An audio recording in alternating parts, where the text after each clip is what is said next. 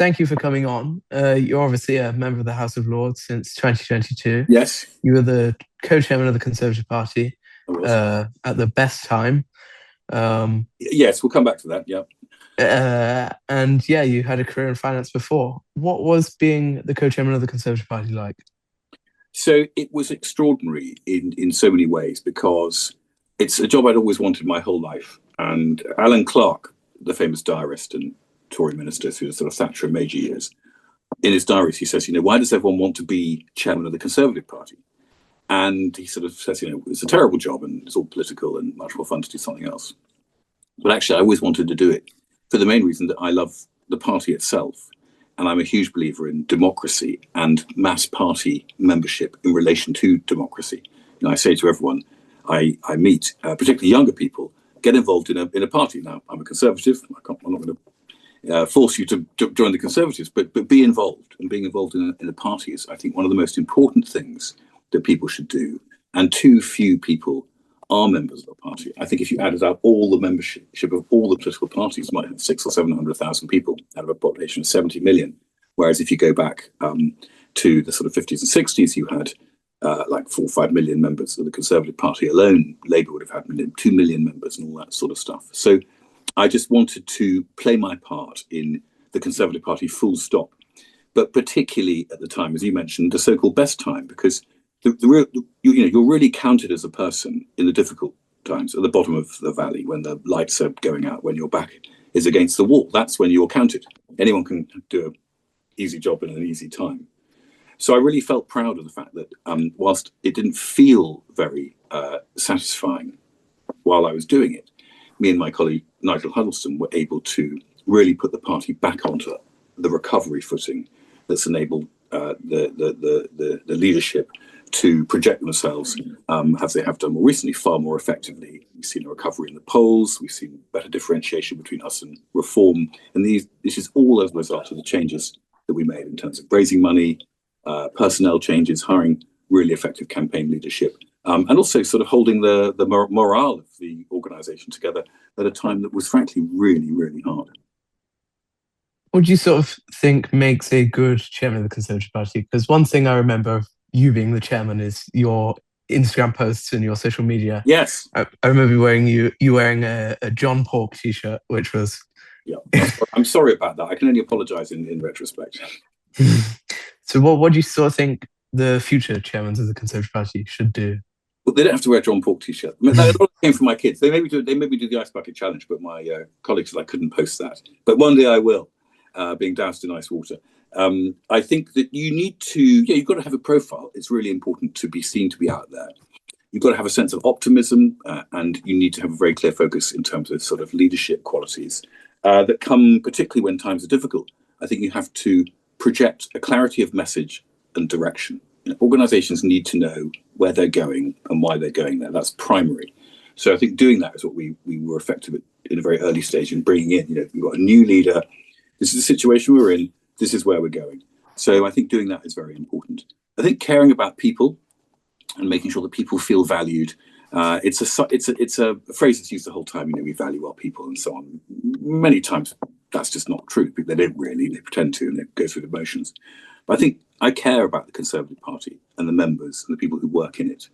And I feel that sometimes, I'll say this, in all honesty, Harry, that in the past, I don't think the Conservative Party has necessarily been very effective at being a good, close family and supporting its members. And in some respects, has looked at members as a sort of an inconvenience rather than wonderful people to be cherished.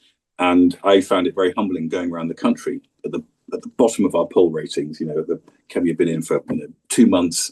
A lot of people were very critical of her. Could she survive the next 6 months, and et cetera, et cetera. And yet I would go around the country and I'd find loyal party members who were getting up every Saturday morning, going out, delivering leaflets, and who believed in the values that the Conservative Party offered, even if they felt disappointed about the leadership and what our history had been over the last few years. So that was really, in my view, at the core of it. It's leadership. It's trying to make sure that people feel motivated and inspired. It's having a personal sense of responsibility and emotional, caring for the people who are part of the organisation that you're leading. What sort of does the chairman do within the party board? Because I don't think a lot of people know what the party board does at all. A great question. The party board has very, very long board meetings. That was something that I always thought we could definitely have had shorter meetings. But the chairman, the main chairman was Nigel Huddleston, who was always very much the political chairman. My job was the resourcing, the personnel, and the sort of structure of CCHQ. So I went to every board meeting, but Nigel was the sort of the key chair and ran those meetings very efficiently. And the board runs the party and it actually makes a lot of decisions I think people aren't aware of. They often think the leader makes them, but actually it's the board that makes them, and it's the chairman of the convention, which again is a slightly Byzantine mechanism for electing the voluntary party leader through the sort of associations and regions. And it's a very important representative body for the voluntary party and the professional party to work as one. And where we've had successes in the past, the professional party and the voluntary party have worked very effectively. And the voluntary party is the message delivery mechanism and the provider of candidates and ideas for the professional party that really coordinates all of that around. And of course, the voluntary party raises the money to fuel the machine. And the board is the sort of the business end of all those activities. Very important, very unsung, essential for representation. But like all organizations can trend towards the bureaucratic. And actually, we need to be always proud of breaking rules and boundaries rather than of keeping rules and boundaries are not helping us. You mentioned CCHQ. How has that changed since the last election? Because obviously a lot of people let go, and some people were hired after it. What sort of is CCHQ doing now? So the CCHQ has one function, broadly speaking. Of course, it's got other functions as well, but it's to win the next election. Be under no illusion, political parties are not pressure groups. Pressure groups are interested in what they think and trying to influence people. Political parties have one simple goal, which is to win the next general election and to win the concomitant local elections and other elections. It's about getting our people who believe in our values in positions of elected power. So that's CCHQ's job. And what we had to do was to rationalise the cost base. We had to make sure that the money was being spent in the right area. And the very obvious one would be, I don't know, design, leaflets. You know, we still have had quite a few people whose sole function was to sort of design leaflets and put them through people's doors. Okay, now that's important, and I don't, say that you shouldn't do that. But clearly, how many times have you looked at a leaflet in the last month, and how many times have you looked at social media in the last month? You tell me. Probably naught and 2,000 times. So obviously, we had one person in social media when I arrived, and 8 in design and leaflets. So it's pretty obvious as an organisational leader, you need to move the resources and the people from one activity and move them over to another. And what's great is there are some very versatile, very talented people in CCHQ, so you can move people around. And people were excited about the job. So someone who's a great graphic designer is actually a great designer for social media, memes, and graphics. So it's very natural. But also where the money goes, it's difficult when you reallocate, because people are used to certain things being done in a certain way. And you've got to come in and you say, listen, times have changed. This is how people receive their information. This is how we want to communicate. And these are the messages that we want to communicate. And we're going to have to make the organisation adapt to that. And sometimes, that's quite a painful process. But ultimately, if you treat people with respect and you explain very clearly why you're doing these things, then you're able to get to the end result with a lot less friction. And I hope that we did that. I think a lot of people, when I go out delivering, some members think there's sort of a disconnect between CCHQ and the deliverers. Yeah. Because sort of a misunderstanding, especially with VoteSource, sometimes VoteSource isn't really optimized for canvassing. Yeah. Do you think there is a disconnect, or do you think that's been sort of closed? No, I worry about that a lot. And I sort of had some quite frustrating conversations around CCHQ as a service. Our job is to, we are the service industry for the membership and for our campaigners and to get our message out. And that is a psychology that needs to be imbued throughout the organisation. And I worked very hard at that. And VoteSource is an example. It's actually it's a very good system in many ways. It's home built. But ultimately, we need to look dispassionately at what technology we use and get the most effective technology. And now you can buy these things off the shelf and you can get it done, through AI. We can be far more sophisticated. These are discussions that the party will have to have. And they're complex because, as with all IT systems, you get invested in it and change is painful. But clearly, technology is everything, and we are going to have to continue. If there's one area of huge investment, it's going to be technology over the next few years, and that's going to mean change, in my view, in how we use systems like that, and that's going to be process and frictionful. But at all times, the party needs to realise that it's doing this to serve its members. It is the service hub, and I think there was an issue where a new type of iPhone or whatever didn't log into VoteSource. And so one of the feedbacks from one of my colleagues, I hope I'm not sort of telling tales out of school, was, oh, well, we're recommending that people actually don't upgrade their iPhone. And I'm like, that's not the right way of looking at things. I see what you're saying, but if you went to Tesco's and said, I can't pay for shopping here with my new iPhone, they wouldn't say, well, I suggest you don't upgrade your iPhone. They would say, we're going to get it fixed ASAP, because our job's to get you to buy stuff at Tesco's. So that's an important principle, and that comes from leadership. I mean, I think I was the 10th, 12th, 15th chairman of the party since 2010. Massive turnover of the leadership, a rundown of the party operations and sort of position during in between the election cycles. When you have leaders of the party who are also prime ministers, obviously that's fabulous, but then their staff take them away and stop them from focusing on the party, on CCHQ. And just the high turnover of leadership has been a massive problem for the Conservative Party. We need to have, and we've got a great chairman now in Kevin Hollinrake, but he needs to stay in for 5 years, 10 years. Lord Walton, who built the modern Conservative movement, was party chairman from I think 1946 to 1955 or something. And when I was younger, these chairmen like Kenneth Baker, they were in for long periods of time, which allowed them to really set their mark as chairman of this party, to have the power over the organisation to make it function properly, and also bring together the politicians. What are we saying? What's the message? What's our policy to change the country for the better? And then how do we actually deliver that through the machine of the party? So, we've made mistakes in the past, and we've now got a chance to make sure that we rectify that and start winning.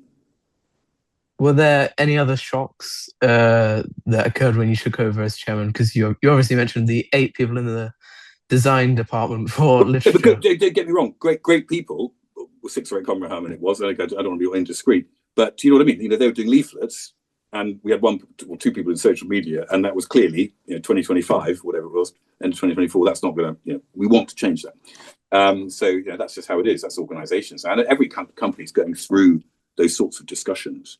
And we haven't yet mastered AI in the way that we need to. I also would love to see the party being far more digital in how it engages with members in terms of policy creation. We're still very old-fashioned, and I think that we could be a lot bolder in terms of how we communicate with the party and give them power over policy creation and direction of the party. And I think that previously controlling the party has been the focus. Now I think you want to release it. I think that would see us get more members and more activities. But sorry, I've gone off on a tangent. You were asking a question about other surprises. I think the financial situation when I arrived was extremely scary. A number of reasons. One, the popularity of the Conservative Party was at its bottom. We'd lost the election very, very badly, and people were fed up from having been asked for money for the previous 15 years. So we were in significant debt when I arrived, and the situation for me was really pretty parlous. I felt like I was looking over a cliff edge at a 2,000-foot drop every morning when I woke up. So my priority was to replenish the coffers, which we did. And in my first quarter or second quarter, we managed to raise more money than all the other political parties in the country combined. That was a triumph. It was a triumph for Kemi coming out of the blocks, but it was a triumph for the Treasurer's team in CCHQ, who really did a phenomenal job. And that confidence, getting some early backers in, was really important in sort of steadying the horses and making people feel, okay, we're alive, we've survived, we can rebuild. What is CCHQ doing now for the next election? Well, that's a good question. I can't answer that. You have to ask them. My assumption is they're going to be working out where their prospective voters are, where they can get votes back from reform, where they can get votes back from those people who didn't vote in the last election but who are traditional Conservatives, and where they can find new people who will respond to our message, and working out what that message is. It's too early to have some type of electioneering strapline. That's going to take another year or two. And we have to work hard on building a policy framework that appeals to you, Harry, and the people watching this, and young Conservatives and young people, because we've been the party of the haves, not the want-to-haves. in my view, and we haven't been bold enough or imaginative enough thinking about a post-AI world. And the Conservative Party's had plenty of bumps in its history. Every time it's come back by being a mass prosperity, mass affluent party. That's at the core of it. It's about giving you a great life and making you rich, not about protecting those who've got whatever it is that they've got. And unless we adapt to that, we're never going to win. And we have to answer the big questions. And also we have to rebuild trust. Now, politicians talk about that, we've got to rebuild trust, and everyone just glazes over. But the fact is, it's totally true. A lot of people feel the Conservatives government let them down. They weren't conservative. They didn't control the borders. They didn't reduce taxes. They didn't reduce the size of the state. They allowed the woke agenda to explode. And these things are painfully true. So Kemi has to convince the electorate that she's different and that they can trust her to actually deliver on a conservative message rather than be a sort of social democratic splodge, which I'm afraid too many of my Conservative colleagues were in government since 2010. You were the chairman before conference as well, so I'm sure organising conference must have been fun. What sort of did that involve? The conference is amazing. Do you go to the conference? Yeah, I went to the 2025 one. And what did you think of it? I thought it was great. It's great. And it's funny because when you're there, it's great. And everyone has a great time and you get to meet people. And I thoroughly recommend anyone who's watching this or listens to you, goes to the party conference because it's just very fun. And it's a bit daunting first time around. One of the things we focused on was what do you do if you're going for the first time? So to give people who just arrive in this hall feel a bit overwhelmed, as I did, 20 years ago when I went for the first time. You arrive and you think everyone else knows everyone and you don't know anyone, and where are the fun parties and why haven't I been invited to them? So having a mechanism to make it a pleasurable experience for first timers is something that I was really keen to do. There's a great conference team. It's a very important revenue generator. And there's just a million things to think about. They're expensive to run conferences. These big conferences, 10,000 people in these big showcase event venues are hard work and expensive. And so a huge amount of work goes into it. It's basically 10 months. I think you do the conference, you get a couple of months off, you start again in January. And making sure that the leader comes across strongly was very important. And she did. And I think that's something that you can't abrogate. Kemi's conference speech and the way she was presented in October of last year was absolutely central to seeing off the challenges of Robert Jenrick and others and securing her position for the future. So, a conference that blew up would have been the disaster for her and the party. So the very fact that it was such a success and so smoothly executed, and she performed so well, is at the core really of where the party is today. You were obviously a peer when you were the chairman of the co-chairman of the Conservative Party. What's that sort of like in the role of the Lords? Well, it's interesting. Firstly, the House of Lords is an amazing institution. And sadly, we've got rid of hereditaries. I don't know if you've heard about this, but it sounds a bit bizarre. It sounds a bit undemocratic having people who inherit their title from their father and stuff. Clearly, it doesn't sound good, but it's actually been a phenomenal contributor to Britain's stability for nearly 1,000 years. So, being here amongst them has been a wonderful privilege, and I'm sorry they're leaving. In terms of being chairman of the party and a peer, it's actually quite restricting because you're on the front bench, so you don't have a portfolio. So I felt uncomfortable talking, giving speeches on things because I felt that would be cross-cutting my colleagues' activities. So I did a lot less in the Lords than I do now, where I'm chairman of a committee. I speak quite regularly. I'm very involved and invested in lots of different debates, and there's more to do. But that's fine. You've got to focus. And being chairman of the party along with Nigel is a full-time job. And it's exceptionally hard work, actually. It's the hardest job I've ever done in my life in terms of 24-hour a day, total focus with all the stresses and strains that goes with it. It's even harder than being a minister. That time-wise was as intense, but you just had far more support. You've got hundreds of civil servants helping you, doing things on your behalf. When you become chairman of the Conservative Party, you may think there are lots and lots of people around you, but I had a brilliant assistant called Serena Gupta, who was phenomenal, but that was one person, and then I had a few other people who I could count on to do various things. But really, the budgets are so tight, it was so cut to the bone that there wasn't any, excess capacity. So you have to do it all yourself, and that's full on. So sadly, I didn't have as much time for the House of Lords as I would have liked. You mentioned the hereditary peers, leaving. I interviewed Viscount Younger last week. Great man. Do you know how it will be decided? From the Conservative Party point of view, who they make life peers? I don't. No, I think, and I don't know how many slots we've got in inverted commas. I know that a very sensible compromise has been reached, and I think that's been well orchestrated by the leader of the House, Baroness Smith, and our leader Nick True. And I get the impression that it's been, compromise means all sides are a bit unhappy about it, which is, frustrating. But in the same way, it means that it's a proper compromise, and I respect that. But I'm hoping that they're going to make sensible decisions around who stays. I'm afraid probably quite a few of the hereditary peers will take this as an opportunity to retire. Some of them have been here for many years, and they've been incredible people and done a huge amount of work. And we're going to have to work extra hard to take up the slack. Do you think the peers should have more involvement in the party, more voice? So I ran these peers lunches every week. I get groups of members of the House of Lords in, and frankly, yes, with so few MPs, 120 MPs, you need forces in the field, and you've got 250 or 300 Conservative MPs. I can't remember. I can't believe that number, but it's several hundred. It's hundreds of us, and we should be better deployed. And in fact, some more onus should be placed on us if we were put here as Conservative peers.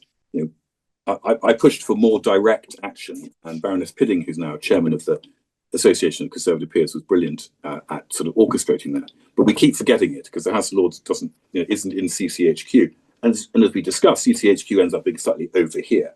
It needs to keep being on us, and we need to keep being involved. So long and short of it is, there's much, much more the members of the House of Lords on the Conservative benches can do for the party.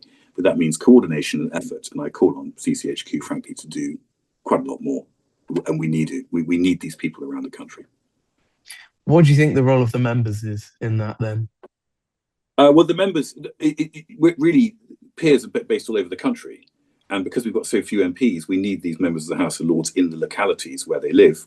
2 years ago, they would have had a Conservative MP, and now they've got a Lib Dem MP. So the Tory peer can lead the charge in terms of motivating and galvanising the local associations and provide great leadership. Often they're a respected former minister or whatever, and that can be very valuable. So where I live in Wiltshire, separate from when I was party chairman, I'm now leading a cross-county patrons group.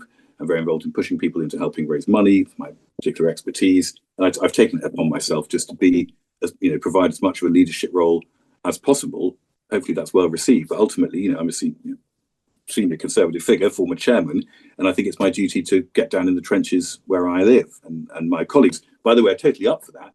But you need to be coordinated. I don't know who to call, who's the area chairman, whatever. And the fact that those links aren't automatically there shows some of the atrophy of the associations. And that's not always the case, but it is the case in many areas. And as I said, I think CCHQ and the local associations need to pinpoint who in the House of Lords lives where, and then say, can you come and help us? And can you come and speak? And can you come out canvassing and all that sort of stuff?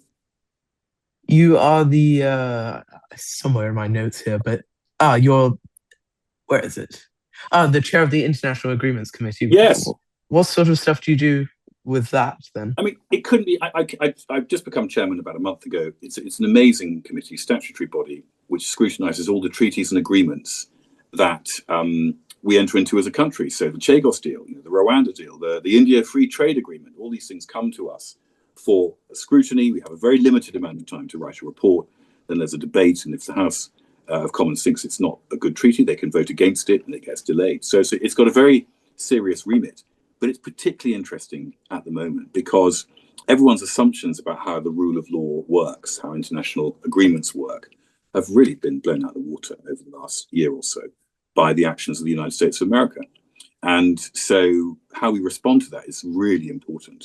And how the IAC, the International Agreements Committee, scrutinises and monitors the government's response to that is going to be very relevant. So it couldn't be a more fascinating time, if I can say that in a slightly, glib way, because of course it's having these actions having huge effects on people's lives around the world, in the Gulf, and directly in trade with the UK. But it is an amazing time to be involved in international relations, and I'm really finding it extremely interesting. And the committee members are very high caliber, and I think we're going to hear a lot more about the International Agreements Committee over the coming years. What do you do day to day then with the committee? So we are constantly receiving all the agreements and treaties the government enters into. Now, what I didn't realise, actually, and probably you don't, people watching this, is that there are hundreds of agreements continually being written by the government.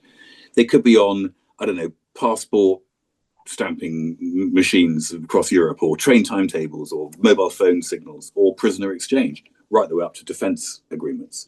And so that they come to the committee. So every couple of days, another email comes through from the government. We've just done some agreement on, I don't know, oil compensation for spillages or whatever it is. And can you review it? And some of those are pretty procedural, so you don't need to look at them very closely, their technicalities or their amendments. And then some are quite big, like the Chagos Island deal, which has caused a lot of controversy about whether we should hand the Chagos Islands back to Mauritius or not, and so on. And then running in parallel to that is what's happening with international agreements. So the UN, the WTO, the World Health Organization, and so on. And that's very important for us because quite a few countries have stopped positively contributing to things like the World Trade Organization. And our relationship in those organizations is really important for how you and I make money and live and trade and breathe. So our views on those organizations, I think, are something that are very relevant. And we're writing a report. So if anyone wants to come and contribute, there's a call for evidence. You can find us on LinkedIn or the parliamentary website for the International Agreements Committee. We're doing a report on sort of trade in a turbulent world. What should the UK do? What instruments should we use? Sectoral agreements, big free trade agreements, lots softer friendship collaboration agreements. What should we do in order to create economic growth? And how do we have to adapt to the fact that what we thought was the norm, WTO, UN, rule of law, etc., isn't anymore? And that's a really crucial debate. And I would love you and your listeners and colleagues and friends and the Young Conservative Network to come give evidence and give us their thoughts, because I think people are confused about how free trade is benefiting them and how we respond to the volatility in the world. What will happen with that? Will it go to the Commons? Well, the report that we write will go to the Lords and be debated there in terms of the law. It takes about a year to write a report like that. It's a sort of study to draw attention to some of the complexities. And it runs in parallel with our work of scrutinizing the treaties. But it'll hopefully go to you, and you can read it, and so can your listeners and your community, because I think it'll be very, very relevant. These are big changes, first changes of this magnitude in my lifetime. And we really need to understand what they mean. What has your background in finance? Does that, well, I mean, it obviously does benefit, but how so does it benefit the trade agreements sort of scrutinizing? Oh, it's been hugely helpful because I spent my life really investing in global emerging markets in China, so very internationally. So trade flows are at the core of that. Countries that will succeed have got good trade access, and competitive markets, by the way. So protected markets is very unhealthy. And so a lot of emerging markets have, sorry, I'm going to go and vote. A lot of emerging markets have opened their markets up, which has directly helped them. Protectionism is very bad for the economy. It's very bad for the consumer. It feels good, and lots of lobby groups like it, and it seems to be patriotic. The reality is it drives up costs for consumers, so they spend more on stuff they shouldn't have to, and they can't spend the money on other things. Your whole capital allocation is bad, and your citizens have a less good life. But the knowledge of those sorts of things is enormously helpful. But I'm learning all the time, and in terms of foreign policy, it's not foreign. I did trade policy as a minister, but foreign policy is something that I was more peripherally involved with. And so learning about that, Britain's place in the world, how some of these multilateral organizations and plurilateral organizations work, has been a very interesting sort of learning process. And I'm constantly sort of working to get better and better at that. How do the bills and obviously the IAC affect party policy, and how is party policy even formulated? That's a very rich question. The IAC is politically neutral in a party political sense. So I'm chairman of the committee. I'm a Conservative, but I think it would be it's inappropriate for me to be sort of overtly political. In a committee meeting, I wouldn't just call on the Conservative members and not let the Lib Dems speak or something. That's not what it's about. It's about being as impartial as possible in terms of getting to the truth of whether these agreements are good for the UK. And then following that, you can have your political views. You can hold yourself personally when you're making your inputs. That's perfectly acceptable. And then in terms of so the committees are theoretically neutral. They're balanced. They're made up of people from all different parties. In terms of the party more broadly, and so how decisions like this are made, what should we be supporting? Should we be supporting the online safety principles? Should we be supporting a ban of social media for under 16s and so on? These things are made by the leadership. and you'll have the relevant policy head, normally the Shadow Secretary of State or the Secretary of State, senior people in the House of Lords, and ultimately the party leader. She will be, and her team will be making decisions along with the leader of our party in the Lords. What are we going to vote on? What are we going to push back on? What are we not going to push back on? The House of Lords is a revising chamber. I take it very seriously. It's not our job to block the will of the House of Commons. That's very important. But it is our job to make sure these laws are made better and that the government is held to account and that their specificities are included in legislation and the legislation is drafted properly. And so those conversations are had by my colleagues. And when I was party chairman, was involved in some of them as well. And then they get transmitted through the party. And then there's an opportunity for people to sort of discuss that. And then ultimately you have the vote, as we just had, to vote on which we won by quite a substantial margin on the crime and policing bill. So when you were chairman, were you involved in, leaving the ECHR? Was that being, discussed? It was being discussed, certainly. And yes, so those sorts of conversations you get involved in. Ultimately, that's not the policy area for the chairman that the function I was performing, which is getting the machine right of the Conservative Party and raising the money. So I didn't get too involved in that. But it's important that people have input. And political parties, for them to be successful, have to be quite a broad umbrella. You have to have people with actually different views in your organisation if you're going to capture enough of the vote share to win an election. So I refer back to a comment I made earlier that if we want to be a great success as a Conservative Party, we've got to be a mass movement again. We've got to get you and your friends energised. And the way to do that is to ask you what you think. What do you think about stuff? What do you think about AI? How do you want to work? How do you want to live? How do you want to pay tax? How do you want to have relationships with other people? And we need to incorporate that in our policy framework.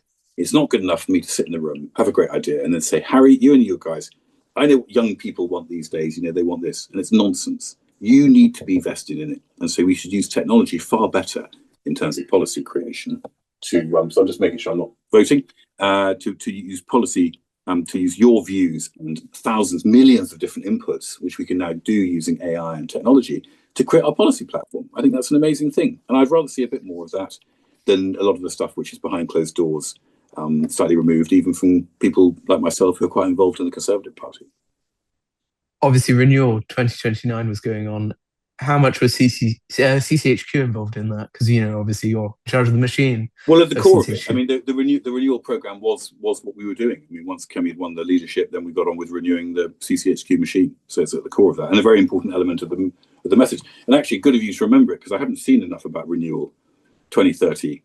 It seemed like a long way away, so everyone sort of forgot about it a bit. I think it should be picked up again. It's at the core of our success. We need to renew ahead of 2030. What does the party board do, obviously on policy and stuff, or is it sort of separate? Do they the national convention too? Sorry, what do you mean by that? What input do they have in policy? Oh yeah, so I think probably not enough, not as much as they would like. And that's been the problem for the Conservative Party over the last 15 years in government, is you get quite removed because civil servants take over and then you're looking at day to day.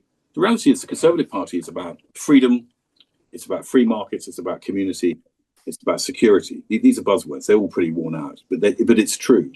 The issue is we didn't do enough of those things. We didn't free people. We made them more slaves to the state. We made the state bigger. We didn't protect our borders. We allowed many millions of people to come into the country without necessarily thinking about how to integrate them or how that would disintermediate our domestic population, how we're going to pay for it. And I think we lost some of our values, conservative values, decency, doing the right thing. I always felt people like Margaret Thatcher did the right thing. You've got to be political, can't be naive. But ultimately, you should do the right thing and you get rewarded for that. And I think we stopped doing that.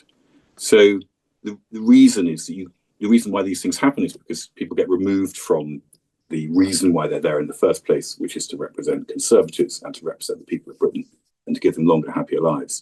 So the more we can get inputs from the convention, from members, from the board, from everyone, from you and your friends, people in the pub, people playing sport, people at home, people making money, people not making money, then the more successful we'll be. It's all about mass appeal, mass aspirational, mass affluence, which means everyone gets rich and successful and can live their best life. And to do that, we've got to take more inputs. And politicians often shy away from that because it's quite hard work. and you don't want to, they're terrified of having a row, people disagreeing. But that's politics. It's a great thing. Ultimately, the leader has to decide, but you need to have a billion inputs, and that's how you get good outcomes. How does the convention operate? Well, the convention is more on the party elected side, which wasn't my area.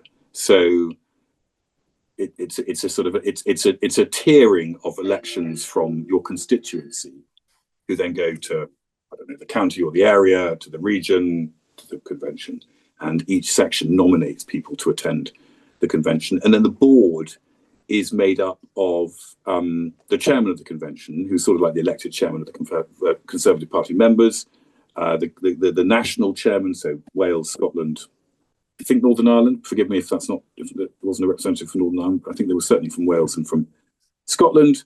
The Conservative women's groups have represented, and various other groups. So it tries to be quite representative. There are about 25 members, and the idea is that the party membership is properly represented there. The real issue is the party membership has dwindled. And I don't know how many members we've got now, 150,000, but we've been pretty static for decades. So this idea that we've fallen or risen or fallen is not true. On the whole, we've been pretty static, between 130 and 160,000 members. And if we're going to be a success, we need to have twice as many members, because that not just gives you muscle for raising money and delivering leaflets and banging on doors, but it's a moral good to have lots of people who want to be involved. You get more ideas, you get better candidates. The whole process just gets better and richer in a real fabric sense. So we need to find a way to develop an offering that people want, so that you and your friends say, I want to be a Conservative and I want to be a member of the Conservative Party and invest my time in making it a success. Is that a party priority, increasing membership? Well, I mean, it's one of these things that no one says it isn't, but is it the real focus of sort of CCHQ at the moment? I would have thought it's an important priority. I don't know whether it is the core priority, but I think it's a very important one, and actually it has its own good. But again, like all these things, it requires time and money and effort and focus. And I think that the parties generally are puzzling about how to engage people in this new, e-age, social media age. Is it traditional membership where you go to a wine and cheese evening, or is it something different? For me, I think it's something different. And you've seen parties all over the world spring up, not all of them parties who we would, have great respect for, or particularly savoury necessarily, but successful in terms of using social media and the digital relationship you can build to garner people's enthusiasm and turn that into political success. What do you think the party should be and will be doing for the next election then, to obviously win? So a number of things. I mean, the state of the party when we took it on was significantly impaired, run down, and demoralised. So you have to reverse all of that. The key criteria is creating a mission and a message that everyone can get behind. You need great candidates, you need lots of money, and then you need a delivery mechanism that works on social media, traditional media, and whichever way is most effective at influencing people. That sounds a bit glib, but it's pretty obvious.